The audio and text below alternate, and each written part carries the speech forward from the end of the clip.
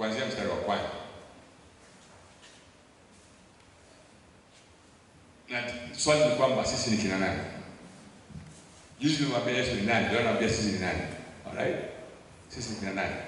Sisi tunasemekana kwamba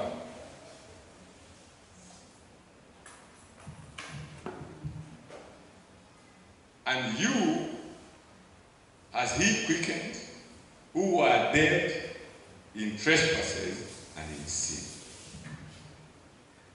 Sisi ni watu ambao ametuuisha, ametupatia uhai mpya. Ametuuisha watu ambao walikuwa wamekufa katika dhambi. Sasa ili tufufuliwe kutoka katika dhambi, ilibidi yeye afe. Alright? Alipofufuka tukafufuka na yeye. Kwa sababu tulifufuka kutoka wapi? Tulikuwa wafu katika dhambi.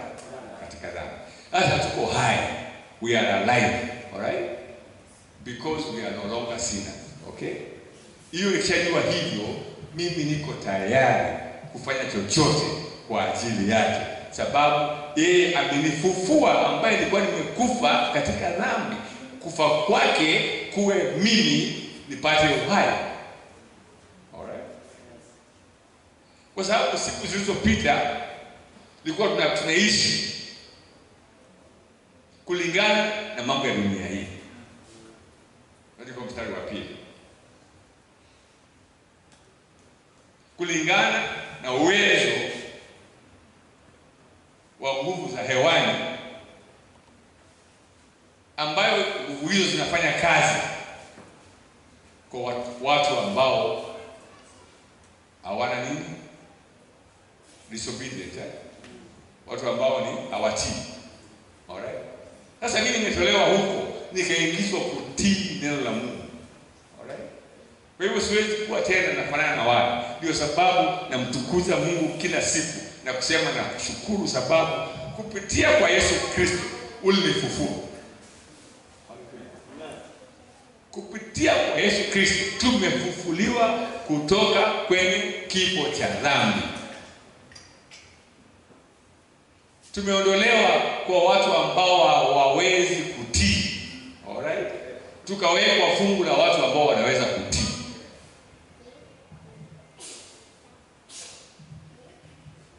Sababu Mungu ni Mungu aliyejaa rehema na upendo wa ajabu.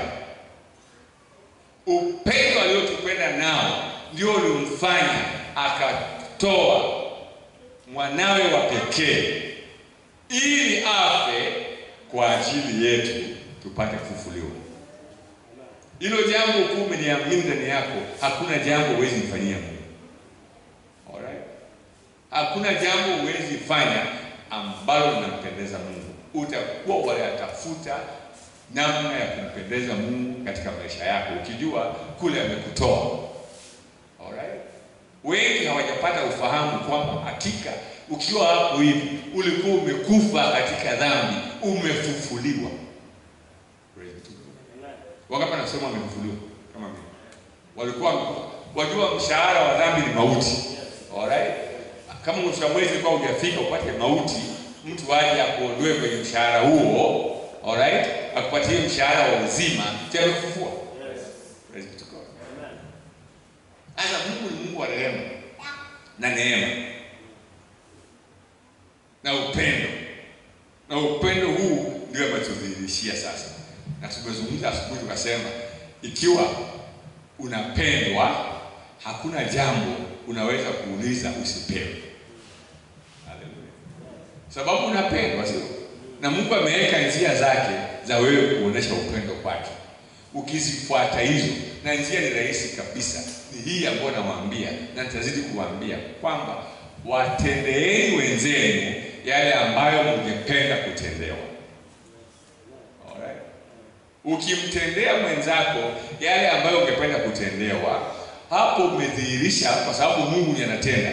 Si mmesikia kijana akiongea hapa amesema ni Mungu. Alright? Si ametoa ushuhuda akasema ni Mungu alitenda. Hata kama wewe ndio umetenda, lakini Mungu amepewa utukufu, si ndio? Sasa huwa ni Mungu ametenda. Akitenda Mungu kupitia kwako. Je, unafikiri yeye Mungu aliyetenda kufikia kwako ana uwezo kiasi gani wa kukutendea wewe? Kwa hivyo nataka tubadilike, tusiwe wale watu wa kutendea mapasta. Wewe kuja hapa na shilingi yako 50, 60, 100, unafikiria vile ambavyo utapatia pasta afurahi. Wewe toa offering yako ukijua hiyo offering naitoa si kwa pasta, ni kwa ajili ya kazi ya kanisa, sio? Kanisa huu mwili wa Yesu Kristo, kazi yake. Unatoa kitu na tolea hii kazi.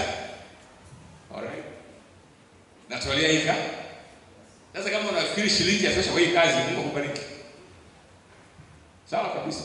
Wewe toa sio toa. Kuna mmoja alitoa hela, si ndio? Lakini Mungu alisema hiyo hela yake imezidi wale wametoa maelfu. Sababu ilikuwa ndio pesa aliyokuwa na tunajua kabisa shilingi yako ndio pesa yake ulikuwa nayo. Mungu akubariki nayo. Umetoa. Praise to God. Amen. Lakini ujue kwamba Mungu hadanganyi. Yeah. Walijaribu kumdanganya nani? Anania na sasa wakaamua kabla ya hapo silikuwa ni yenu tu. Kwa nini mseme mwaifanyia kwa Mungu? Alikuwa ni yenu. Si mungekaa nayo tu. Lakini ukisema namtumikia Mungu, so you must change. You can't lie to God. Msikasirikie. The truth. Before it is you, si ndio? Yes. Wewe uko pale kabla ya hivyo, si ndio?